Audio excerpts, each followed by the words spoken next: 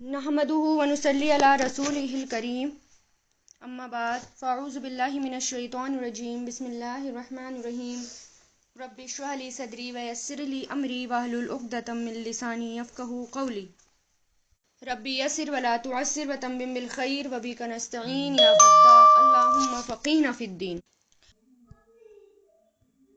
آیت نمبر 177 ان الذین، بے شک وہ لوگ جنہوں نے اشترو خریدا، شین را یا اس کے روٹ لیٹرز ہیں، اشترا یشتری اشتری، تو اشترو یہ جو ہے فعل ماضی ہے، لیکن اشترول وا پہ جو پیش آ رہا ہے یہ آگے ملانے کے لیے آ رہا ہے، تو اشترو تھا اشترول ہوا آگے ملانے کے لیے۔ اشترول کفرا، جنہوں نے بیچ دیا خرید لیا کفر کو، بالایمانی ایمان کے بدلے، لن یضر اللہ، لن مطلب ہرگز بھی نہیں، یضرو نقصان پہنچا سکتے، درہ یضرو سے ضاد را را اس کے روٹ لیٹرز ہیں۔ جب لن لگ جاتا ہے فعل مضارع کے آگے تو یہ ہرگز بھی نہیں کے معنی دیتا ہے، اور نون یہاں سے ڈراپ ہے، یضرونا تھا۔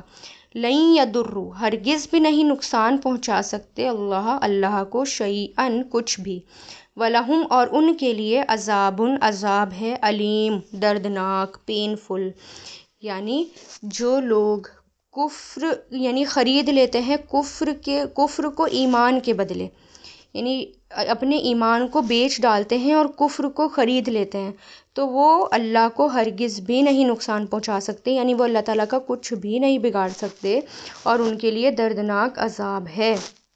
یعنی یہاں پر ان کو وارننگ دی جا رہی ہے، اگر تم اپنے ایمان کے بدلے کفر کو خرید رہے ہو، ایمان کے بدلے کفر لے رہے ہو، تو اللہ تعالیٰ کا کچھ بھی نہیں بگاڑ سکتے، اور مومنوں کا اور مسلمانوں کا کچھ نہیں بگاڑ سکتے۔ ان کی پروٹیکشن کے لیے اللہ تعالیٰ ہیں، اور اللہ تعالیٰ ان کو پروٹیکٹ کرتے ہیں، اور اللہ کا بھی کچھ نہیں بگاڑ سکتے، یعنی ان کے لیے دکھ دینے والا عذاب تیار ہے۔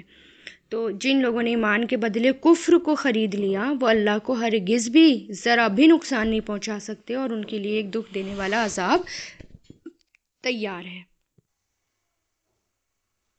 پھر آگے دیکھیں، تو ہرگز بھی نہ سمجھیں، ولا یحسبن، ہرگز بھی نہ سمجھیں وہ لوگ جنہوں نے کفر کیا، انما نملی، بے شک ہم ڈھیل دے رہے ہیں، لہم انہیں، خیرون وہ بہتر ہے، لانفسہم ان کی نفسوں کے لیے، عملہ یملی سے۔ تو یعنی اللہ تعالیٰ کیا کہہ رہے ہیں کہ یہ مت سوچو جو میں کافروں کو ڈھیل دے رہا ہوں یا میں ان کی ابھی پکڑ نہیں کر رہا ہوں تو وہ ان کے لیے اچھا ہے، ان کے لیے بہتر ہے، بلکہ اللہ تعالیٰ بتا رہے ہیں اللہ تعالیٰ ڈھیل کیوں دیتے ہیں، انما بے شک، نملی ہم ڈھیل دے رہے ہیں، لہم انہیں، لیزدادو، لی مطلب تاکہ، یزدادو وہ بڑھ جائیں، یزدادو تاکہ وہ بڑھ جائیں، زا یا دال اس کے روٹ لیٹرز ہیں، ازدادا یزدادو ازدد، ٹھیک ہے، تو زیادہ ہونا یا بڑھنا، تاکہ وہ بڑھ جائیں، اثمن گناہ میں، اثمن گناہ میں، وَلَهُمْ اور ان کے لیے عذاب ہے، مہین رسوا کرنے والا۔ یعنی اب یہاں پر اللہ تعالیٰ نے بتا دیا اللہ تعالیٰ اچانک سے کیوں نہیں پکڑتے کافروں کو یا کسی کو بھی، اللہ تعالیٰ باوجود نافرمانی کے اللہ تعالیٰ نہیں پکڑتے، تو اس کا مطلب یہ نہیں کہ اللہ تعالیٰ ان سے راضی ہے، اللہ تعالیٰ اس لیے نہیں پکڑ رہے، بلکہ اللہ تعالیٰ کیوں نہیں پکڑتے جلدی سے، تاکہ گناہ میں اور بڑھ جائیں، اور ان کے لیے عذاب ہے رسوا کرنے والا۔ دو طریقے سے ہوتی ہے بات، یا تو اللہ تعالیٰ جو ڈھیل دیتے ہیں یا تو انسان اس میں سدھر جاتا ہے، یا پھر انسان جو ہے اتنا کفر میں آگے بڑھ جاتا ہے کہ پھر آخرت میں اس نے اپنے لیے بہت سارا عذاب اکٹھا کر رکھا ہوتا ہے۔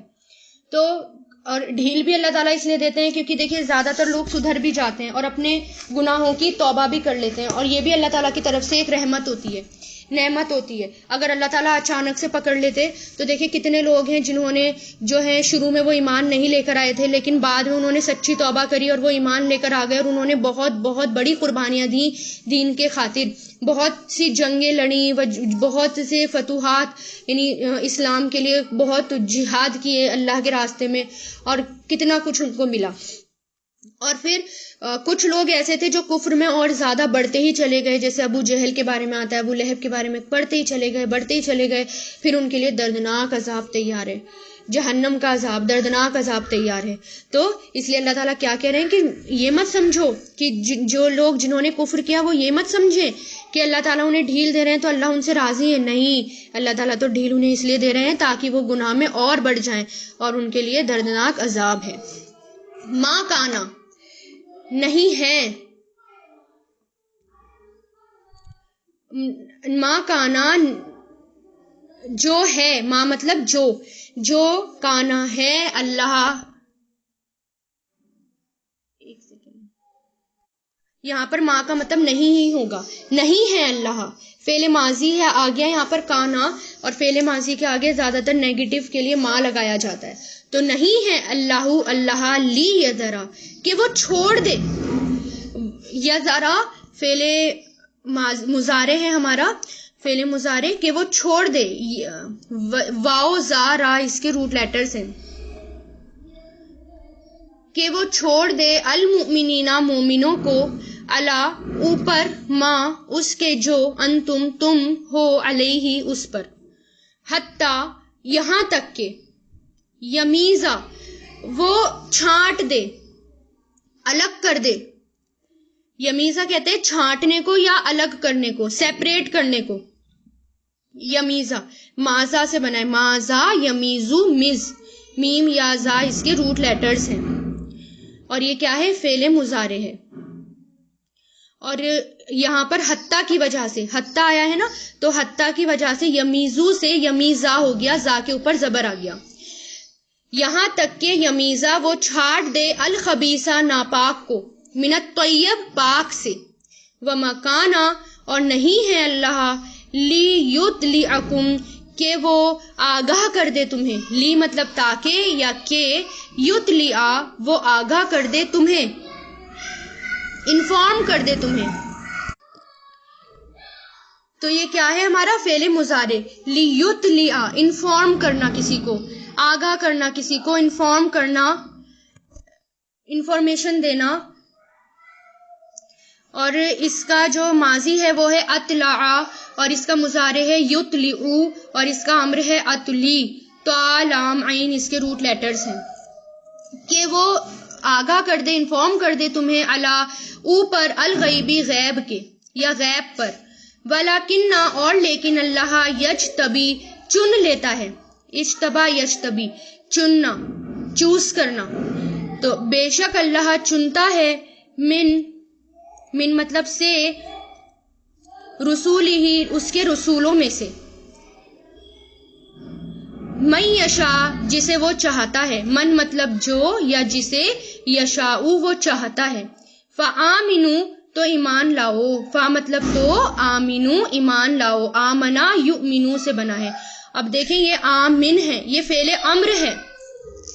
آمنو ایمان لاؤ، باللہ اللہ پر، ورسولہ اور اس کے رسولوں پر، وَإِن اور اگر تُؤْمِنُوا تم ایمان لاؤ گے، آمنا یومنو سے تُؤْمِنُونَ تھا یہ، اور ان کی وجہ سے یہاں پر نون گر گیا. اور اگر تم ایمان لاؤ گے، وَتَتَّقُوا اور تقوی کرو گے، اتقا یتقی سے، تتقونا تھا، ان کا ایفیکٹ یہاں پر بھی آ رہا ہے، تتقونا تھا تو اس کی نون گر گیا اس کی وجہ سے، اور یہ فعل مضارع ہے.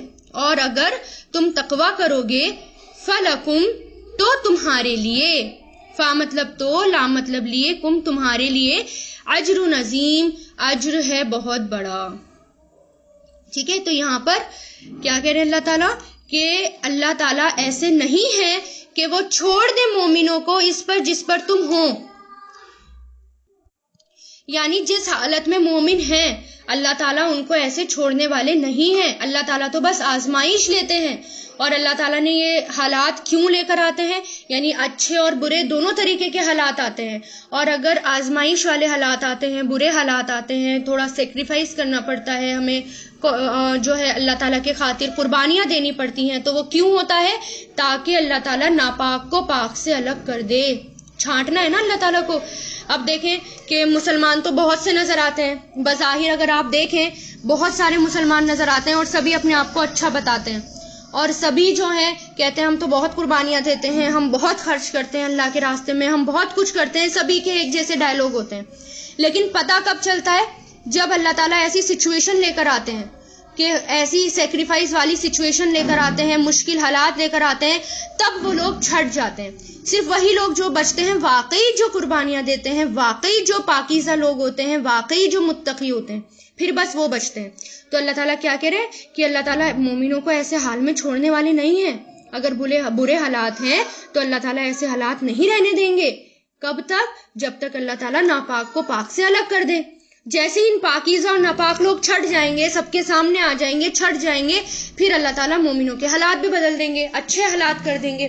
تو جب بھی آزمائش والے حالات آتے ہیں، برے حالات آتے ہیں، اور تو کیوں؟